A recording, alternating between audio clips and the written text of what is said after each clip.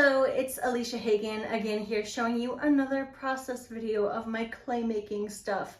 I make cute, adorable cat, dog, animal pottery, a lot like this one. So in this video, I'm going to show you how I make my handles, how I form them, attach them, smooth them, all that jazz. So let's get started. I have a board that I place them on. My water bucket that I use for throwing, because it can be clayey, it's fine, just needs some kind of water, and a carrot of clay. I wedged this clay and then formed it into somewhat of a carrot where it's thin on bottom, thick on top. Because I pull all my handles, a carrot is the way to start. So what I do is just dip my hand in water, grab the end, and just start pulling. Some people say this looks weird, but you know, you gotta do what you gotta do to make a tail / handle. So I'm doing what I gotta do. I don't really have a measurement for my handles. I just guesstimate. And then I cut it shorter if it needs to be shorter. And then I put my hand in kind of like a okay kind of way. So that's how it gets kind of oval shaped. I don't want it super round. I want kind of a nice oval shape to grip because I think that's more comfortable. And you definitely don't want like sharp edges, but that doesn't really happen when you pull handles. Okay, that looks good. Nice long handle. I'm going to shape it on my board. Then I take my nice fettling knife or any kind of sharp tool and I cut the end. I will smooth these later. They won't stay all chunky and crazy. So they will be smoothed, and that's how I form the handle. I just have to let them dry a bit before I smooth them and attach them, and I'll show you that part too. Okay, so now the handles are dried enough to attach to the mug bodies. I've carved ears in the line up here on all my cat mugs. So first I'm going to find the center where I will add the tail handle. I do that with a needle tool. I just go between the ears and then make a little mark. There's my little mark. And then I will score in 2 different directions where I will attach the handle. Before I forget, I'm going to wipe away that mark with a damp sponge. Okay, so I've got a handle. It's a little rough, so I'm going to smooth it out before I attach it. Get some water and just wipe. This also helps if the handle's a little stiff and still needs to be bent more.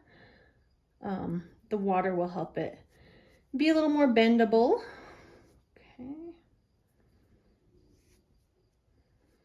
I'll be able to smooth it out more too once it's attached, and I'm smoothing the other areas tomorrow morning. So this is good enough. A lot of the time the handle will be a little too big, so I always cut a chunk off the bottom. This one's not too big, but I'm still gonna cut just a small chunk off the bottom, and I think I used the wrong end of the blade there. Well, if that needs some water on it. All right, now I'm going to score the pieces that will attach. The top and this bottom area. Okay, you can hang out right there. Gotta grab my slip. Some people use vinegar and some people use something called magic water, which is something I've never used. I just use good old slip. That is water and clay mixed up to make a goop. And I generously goop onto where I attach the handles. I want the extra because the extra is what I'm going to use to smooth out the handle once it's a little drier. Okay, there's goopiness. Go over here. Then I'm going to goopy this handle. Goop, goop, goop. And then attach it. It's kind of like Velcro then. The two pieces will attach. I usually use my stomach right here to do this. Please don't break on me. I already had a handle break and snap because it was a little too dry.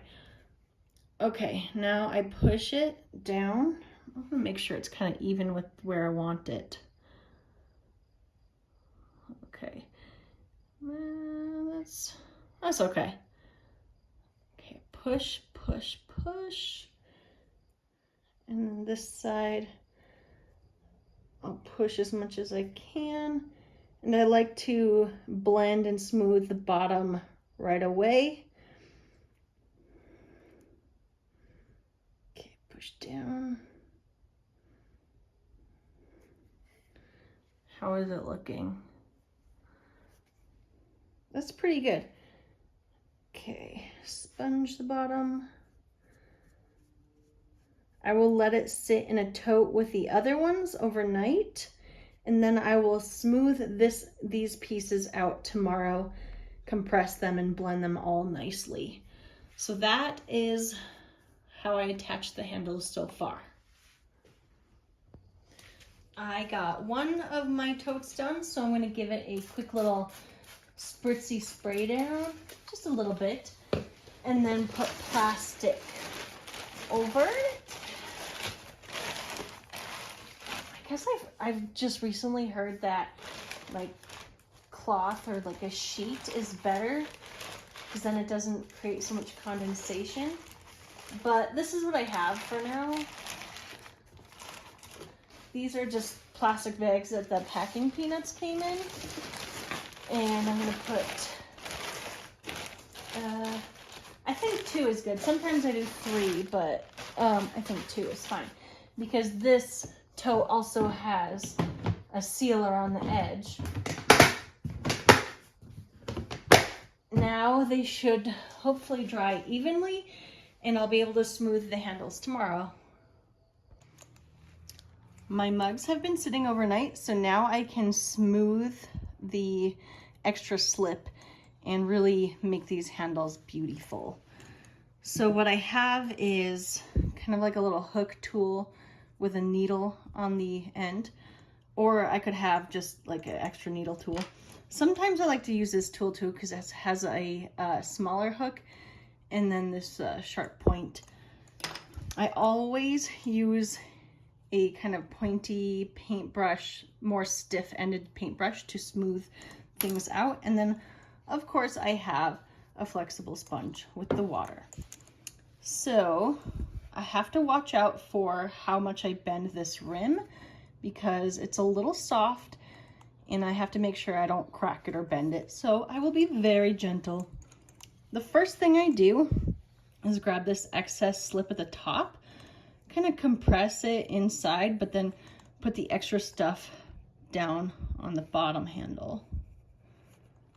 Right there.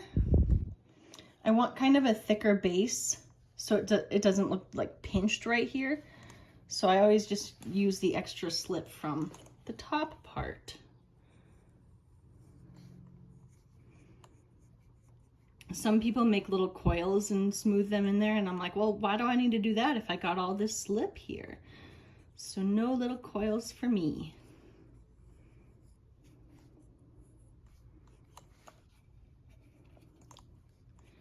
Okay, now I've got most of the extra slip. I'll use my finger to smooth and blend this, and if it's a little dry, I'll just get a little bit of water, kind of blend out what I can with my finger.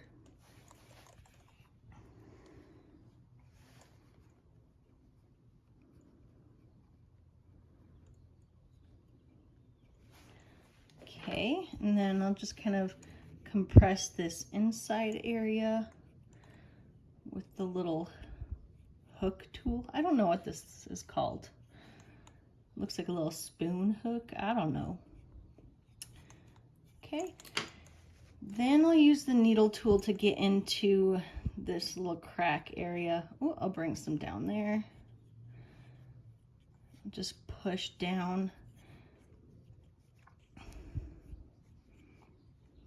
I mean, I think pushing down on this slip compresses it and makes it less likely to crack. I don't get a lot of cracks, so it must be right, or I must be doing something that's correct, because these don't often crack on me. And then I say that and I'll fire them and then all my handles will crack. No, that would be awful. Okay, I'm going to smooth this bottom part with a needle tool too. If I have extra clay, I can just like boop, wipe it off and it falls down on the table. Okay, from here, it looks pretty good, but I'm going to take my stiff paintbrush, dip it in water, maybe get the excess water off of it, and smooth out all the seams.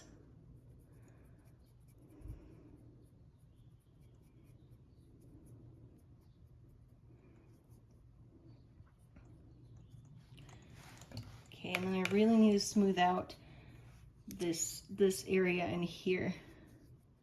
This is a long-handled paintbrush and it keeps hitting the camera right now. It's too long, it's like smack, smack. Okay, anyway. Get in all the nooks and crannies. This also helps compress it a little more. I'm just pushing down and smoothing. Ah, see, wobbly camera. My paintbrush hit it again. Okay, that looks really good. So now I'm just going to do one last pass with my little flexi sponge, because I see from yesterday that this could use a little more smoothing down here.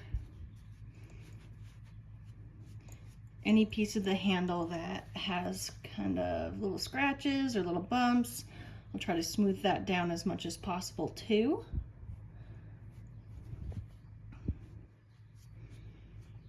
And then if anything's on the body of the mug, I can kind of wipe that away also. All right, there we go. That handle is done and that's ready to dry. Now I need to add the face, underglaze it, carve it, add some eyes, all that jazz. But that is attaching my cattail handles. Excellent. See where it should go. Oh, this is why I make extra. This was too stiff, it broke.